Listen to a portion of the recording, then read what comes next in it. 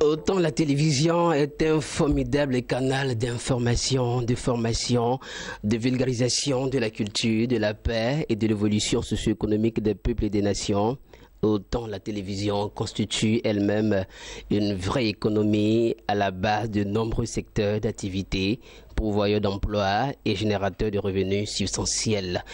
Quelle est la situation de l'industrie audiovisuelle en Afrique et plus particulièrement en Afrique? C'est autour de cette réflexion que nous plantons le décor de ce numéro de Plateau d'affaires et c'est sur Business 24 Africa. Je suis très heureux de vous retrouver et ce plaisir est partagé par mon invité de ce jour, Philippe Dinasera. Il est président directeur d'un site d'information Abidjan. Politiqueafrique.info, un autre regard sur le continent africain, n'est-ce pas? Sur la politique africaine. Juste quelques détails. Bon, c'est un média en ligne qui a pour vocation de proposer sous diverses formes, et c'est bien là l'intérêt de la souplesse d'Internet, de la vidéo, du texte, de la photo, un regard sur la politique en Côte d'Ivoire et sur le continent africain. Et ce que j'ai voulu pour ce nouveau média qui est en ligne depuis 4-5 mois seulement, mais qui déjà est en train de trouver sa place, c'est de lui donner un positionnement particulier, en tout cas singulier. Il est en dehors des chapelles politiques, donc il traite de la politique à distance, des partisans d'un côté ou de l'autre, et nous donnons la parole à tout le monde. Et nous proposons des analyses qui sont assez approfondies et avec une recherche de qualité.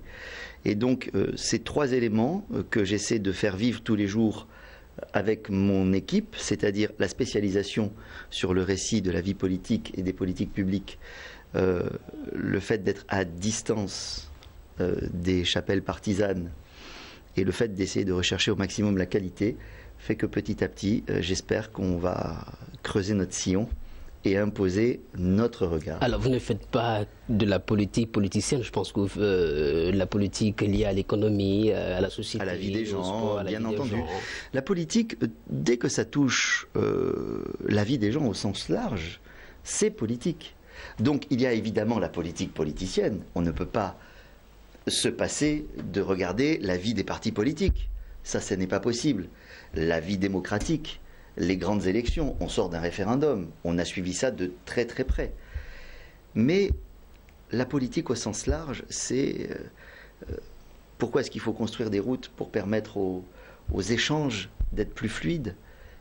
C'est combien ça coûte quand on va au marché, dans le panier de la ménagère, ou bien récemment les polémiques qu'il y a autour, par exemple, du prix du transport. Le président de la République demande à les baisser, on les baisse, et puis un organisme se permet de faire le contraire.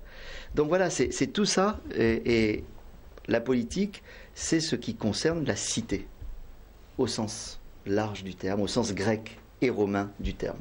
Voilà. Alors nous, c'est la politique de l'économie qui nous intéresse sur ce plateau. Et M. Dinasera, on vous connaît dans le milieu de la télévision. Et je vais dire de l'avis du spécialiste des médias que vous êtes.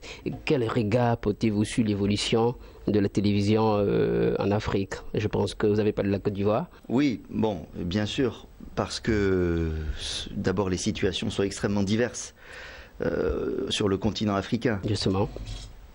En tout cas, il y a un mouvement qui est général et qui est inéluctable et sur lequel on ne pourra pas revenir en arrière. C'est à la fois la démocratisation des sociétés en Afrique et la libéralisation des médias. Et ça, c'est aussi porté par une nouvelle technologie qui est la télévision numérique terrestre, qui est en train de s'implanter partout en Afrique. Alors, il y a certains pays qui ont déjà fait la libéralisation des espaces audiovisuels, c'est-à-dire qui sont sortis du monopole de la télévision d'État. C'est arrivé en République démocratique du Congo, au Sénégal, au Cameroun, depuis déjà pas mal d'années. Ça va arriver cette année en Côte d'Ivoire. Donc effectivement, la RTI va perdre son monopole et la AK, la Haute Autorité de la Communication Audiovisuelle, va délivrer des autorisations d'émettre à un certain nombre de télévisions privées sur le territoire national. Donc les gens vont devoir s'habituer, le public, les téléspectateurs, ils vont devoir s'habituer à avoir non seulement leur chaîne traditionnelle nationale, qu'ils connaissent bien, RTI 1, RTI 2, et puis évidemment tout ce qui vient par le satellite, pour ceux qui ont des abonnements satellites, donc ça c'est toutes les chaînes étrangères et qui arrivent par le satellite, et puis des chaînes ivoiriennes privées qui vont arriver chez eux grâce à la TNT quand elle sera mise en œuvre. Donc ce double mouvement de libéralisation et de démocratisation fait qu'on ne pourra plus revenir en arrière. Et ça s'accompagne aussi de façon générale, et là encore je le dis singulièrement en Côte d'Ivoire, par une amélioration de la qualité des programmes et de ce qui est proposé aux téléspectateurs. Pourquoi ? Parce que les télévisions publiques sont bien obligées de faire face et de se préparer à cette concurrence qui va arriver. Et notamment, il y aura forcément des chaînes généralistes qui vont venir frontalement essayer de se frotter à la RTI qui a encore quelques beaux jours devant elle parce qu'elle est là, les gens ont leurs habitudes d'écoute. Par conséquent, c'est vrai que ça va créer de l'émulation et la RTI, comme les autres chaînes publiques dans les autres pays, doit proposer des choses intéressantes aux téléspectateurs si elle veut que ceux-ci reviennent sur leurs antennes. Alors, au-delà de la chaîne classique nationale ivoirienne, l'ouverture de ce marché, l'ouverture du marché audiovisuel, vous êtes un spécialiste. Qu'est-ce que les gouvernants, qu'est-ce que l'État peut gagner et qu'est-ce que les acteurs, c'est-à-dire que ceux qui sont les investisseurs, peuvent tirer comme bénéfice? Mais l'enjeu, c'est quoi? C'est la création d'un véritable marché de l'audiovisuel, d'une véritable industrie de l'audiovisuel. Ça va forcément créer, l'arrivée de ces nouvelles chaînes va forcément créer un appel d'air pour la production de nouveaux programmes. Il va bien falloir mettre des programmes à proposer aux téléspectateurs ivoiriens dans ces nouvelles chaînes qui vont se créer. Et bien évidemment, ceci va donner du travail aux sociétés de production de la place. Et j'espère que certaines vont être créées. Je me souviens un exemple très précis en France, il y a très longtemps, quand la 5 a été créée, la 5e chaîne. Le président de l'époque, il s'appelait Jean-Marie Cavada, c'est un de mes maîtres dans le métier, il avait décidé que rien ne serait produit directement en interne par la chaîne et que tout le budget consacré au programme serait externalisé. Mais vous n'imaginez pas l'appel d'air que ça a fait sur le milieu de l'audiovisuel. Parce qu'il y a des boîtes qui ont été créées pour pouvoir répondre à la demande. Il y a des sociétés de production qui existaient et qui ont pu croître grâce à cela.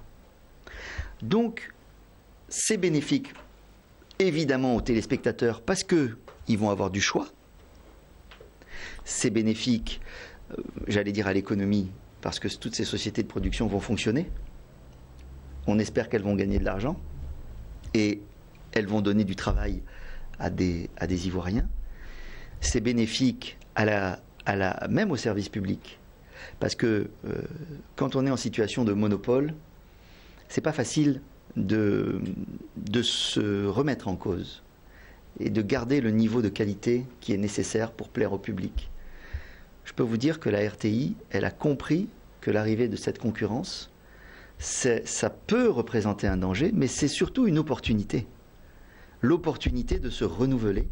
Regardez les programmes qui ont été mis à l'antenne ces derniers temps, ces dernières années. Il y a des programmes d'une très grande qualité technique et en plus qui fédèrent et qui trouvent l'adhésion du public. Vous voyez ? Et ça ne serait pas venu forcément tout seul. C'est venu parce qu'on savait qu'il fallait se préparer à la RTI, à l'arrivée de cette concurrence.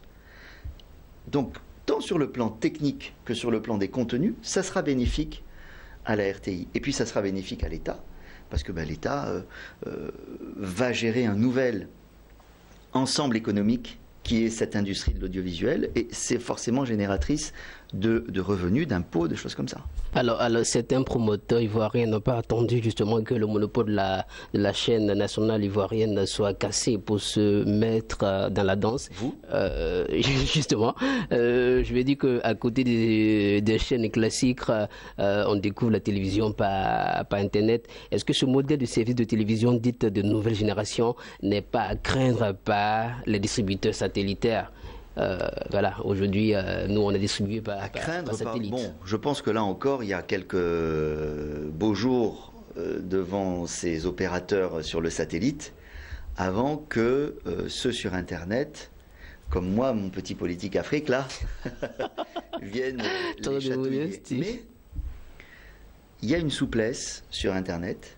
Et puis, vous savez que le digital, c'est considéré par les gouvernants, et en particulier par le gouvernement ivoirien, comme un levier puissant de croissance. Et la politique d'implantation et de développement d'Internet est très importante. Justement. Alors, on n'est pas encore tout à fait mûr, c'est pas encore tout à fait bien distribué, il n'y a pas encore tout à fait le monde qu'il faut, mais écoutez, c'est forcément l'avenir. Il suffit de regarder ce qui s'est passé ailleurs. Ça se passe maintenant ici. Donc, évidemment, il y a des opportunités, il y a des médias qui vont prendre place dans l'économie numérique. Et moi-même, avec politiqueafrique.info, c'est ce que nous faisons. Et je pense qu'on va essayer de mettre le pied dans la porte et d'être présent dans la place avant qu'on soit dans une forêt vierge médiatique sur cet espace-là. Mais je crois que ça ne va pas forcément venir concurrencer les opérateurs qui sont sur le satellite. Ce sont deux choses différentes. Dans une chaîne comme la vôtre, il n'y a pas de texte écrit. Faites de la télé, et uniquement de la télé.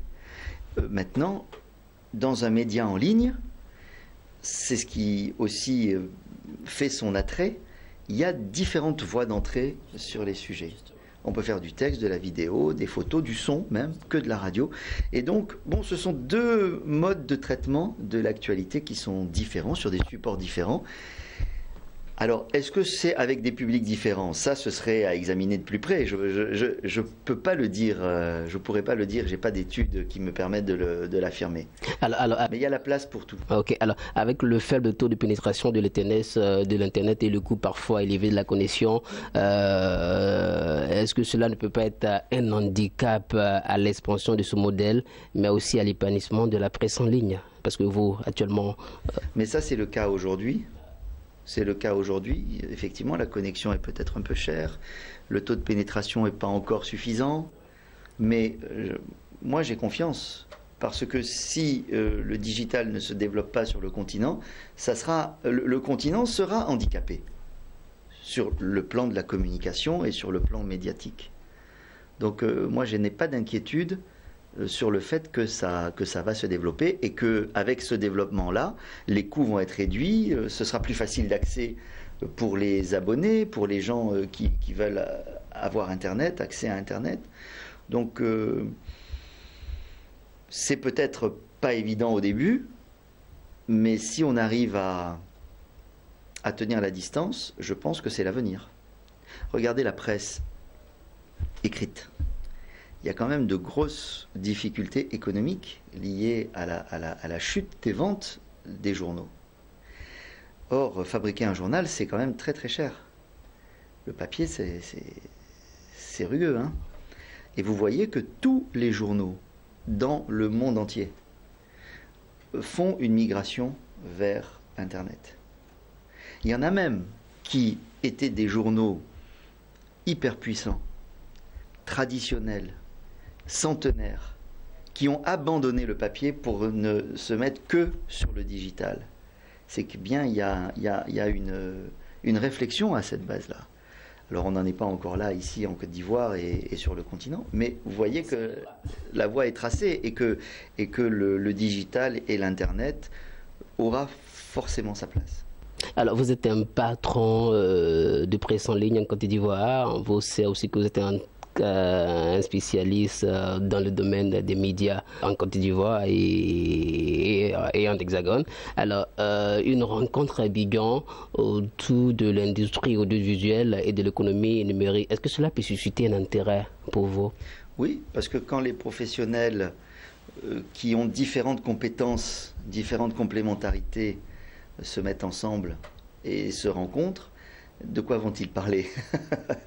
de métier et de perspectives et d'affaires et justement du développement de tout ce dont on vient de parler. La télévision sur le satellite, la télévision, la TNT, le numérique, tout ça va ensemble. Et puis, vous savez, il y a un mouvement qui est inéluctable à cause de la technologie. C'est la convergence des médias. Donc, aujourd'hui, ils sont encore très séparés, mais la convergence des médias, c'est le fait que, finalement, vous allez avoir des entités qui vont produire de l'information sous différents supports, et puis vous aurez des journalistes qui vont être spécialistes en tout, c'est-à-dire qu'ils seront capables de travailler aussi bien sur la radio, l'écrit, la télé, la vidéo, etc. Vous regardez aussi le type de fonction journalistique. C'est pas encore très développé ici en Côte d'Ivoire, mais les JRI, journalistes reporters d'images, ce sont bien des journalistes qui sont donc des rédacteurs comme on a les rédacteurs au sens traditionnel du terme, mais ils sont aussi caméramans, ils sont aussi preneurs de son. Moi, j'en suis. Ils sont aussi monteurs, alors bravo. Parce que ça, c'est homme orchestre de la télé, c'est l'avenir. C'est l'avenir. C'est comme ça que travaillent toutes les chaînes d'infos. Et c'est comme ça que forcément, on pourra produire des programmes à moindre coût et de qualité. Parce qu'il y a des formations qui permettent à ces personnes qui ont ces capacités à la fois éditoriales et techniques de produire quelque chose de qualité. Alors l'avenir aussi pour nous, c'est la première édition du Forum africain de l'audiovisuel et de l'industrie numérique qui aura lieu à Abidjan. Vous êtes en Côte d'Ivoire depuis quelques années et je veux dire, selon vous, quels sont les défis aujourd'hui qui restent à relever au niveau de l'audiovisuel et du numérique en Côte d'Ivoire? Le défi de la qualité reste important, mais franchement, le mouvement est largement entamé vers cette qualité. Le défi de la formation initiale, c'est extrêmement important. Et là encore, je constate que, par exemple, une école comme l'ISTC, depuis qu'elle est dirigée par un journaliste renommé, M. Damboussa, écoutez, véritablement, il y a une plus grande prise en compte de la qualité des futurs professionnels qui sortent de cette école. Et comme c'est une école qui a aussi des dimensions de production, technique, etc., je suppose que c'est aussi dans le même sens. Donc je pense que le défi de la qualité, le défi de la formation, le défi de la création d'une véritable industrie de l'audiovisuel, c'est extrêmement important. Pour sortir d'un système où les sociétés de production soient sous perfusion des annonceurs. Pas d'annonceurs, pas de programme. Parce que les chaînes ne prennent pas leurs responsabilités. Dans un système normal, les chaînes de télévision font des choix sur des programmes. Et à partir de ce moment-là, il faut mettre de l'argent. Si tu veux ce programme, il faut payer. C'est ça la voie normale. Et à ce moment-là, s'il y a besoin de chercher des compléments de financement, ok, mais au moins qu'il y ait une relation saine entre le diffuseur, le producteur, qui vient avec des projets, qui réfléchit à des projets, qui ne doit pas être tout le temps de sa poche. Enfin voilà, ce sont des défis qui sont importants et qui feront que il y aura une vraie industrie de l'audiovisuel. Alors, M. Dinasera, vous avez participé à plusieurs forums à l'étranger, même ici à Abidjan, dans le domaine. Alors, les initiateurs de la première édition des GMTV, on l'a rappelé, c'est le forum autour du numérique et de l'audiovisuel. Quel message et quel conseil pouvez-vous donner aux initiateurs et pour atteindre en quelque sorte, parce que, comme je vous dis, il y a eu pas mal de forums, d'événements organisés dans ce sens. Selon vous aussi, quel aspect les initiateurs doivent miser en vue de susciter un engouement autour du cinéma? Bon, moi, je n'aurais pas vraiment de conseils à donner aux initiateurs, parce que s'ils l'ont fait, c'est qu'ils ont pensé leur événement, ils savent ce qu'ils veulent faire. Bon, moi, j'irai pas leur donner des conseils, d'autant que je connais mal encore le contenu. Mais moi j'aime bien les événements. L'initiative est bonne, quand même, elle a salué. Ce que j'aime bien dans les événements, c'est quand il y a un contenu fort. Un contenu fort. Donc il faut qu'à côté des échanges, du relationnel, du business, du networking qui peut se faire et qui est intéressant, parce qu'il faut que les gens se connaissent, y compris ceux qui viennent de l'étranger, il faut qu'il y ait une réflexion justement autour des problématiques qu'on a évoquées. Moi, c'est ça que je trouve intéressant, parce que c'est ces échanges d'expériences qui font qu'on peut trouver une voie intelligente et productive, intéressante pour tous. Ok. Et justement, il aura tout ce public et tous les acteurs dont vous avez évoqué à Abidjan à l'occasion du premier forum africain de l'industrie audiovisuelle qui se tient à Abidjan. Nous prenons tous rendez-vous. J'ai été très heureux de conduire cette émission. Merci, M. Dinasera, d'avoir répondu à notre invitation. Et nous vous demandons de continuer à nous suivre sur Business 24 Africa. Thank